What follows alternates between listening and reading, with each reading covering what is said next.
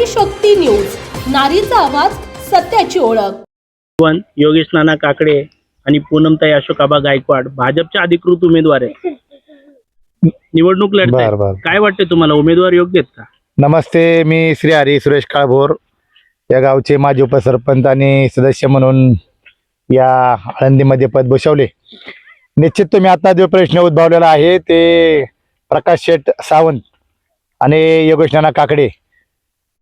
आता प्रकाश शेठ सावंत यांनी एक प्रतिष्ठान काढलेले, ते आताच नव्हे, ते लोकांच्या जनमतांसाठी, लोकांच्या सुविधासाठी हे प्रतिष्ठान काढलेले.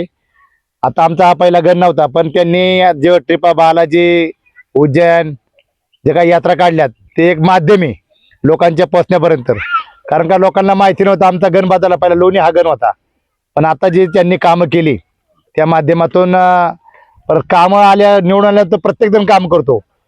पण निवडून येण्याच्या अगोदर आज बोंडदारा असेल तिथं त्यांनी जवळजवळ लाखो रुपयाची कामं केली. आज वाडीसारख्या ठिकाणी रस्त्याची, शेतकऱ्याची दुर्दशा रोडची होती, त्यांनी स्वनिधीतून कामं केली. आणि एवढी कामं करत असताना आज लोकांच्या जनसंपर्कामध्ये आहेत. आज आमच्या माध्यमाच्या ठिकाणी देखील आली होती, आम्ही रोडचा प्रश्न आमचा मार्गी लावायचं काम देखील आम्हाला शब्द दिलाय. ही माणसं अतिशय समाजामध्ये जाऊन मला तर योग्य वाटते ती माणसं निश्चित. आणि योगेश नाना काकडे यांच्या संदर्भात बोलायचं झालं तर योगेश नाना काकडे यांनी एक स्वच्छ चारित्र्य आणि निष्ठावंत कार्यकर्ता आणि शेतकऱ्यांच्या सर्वसामान्य जनतेपर्यंत पोहोचणारा हा माणूस.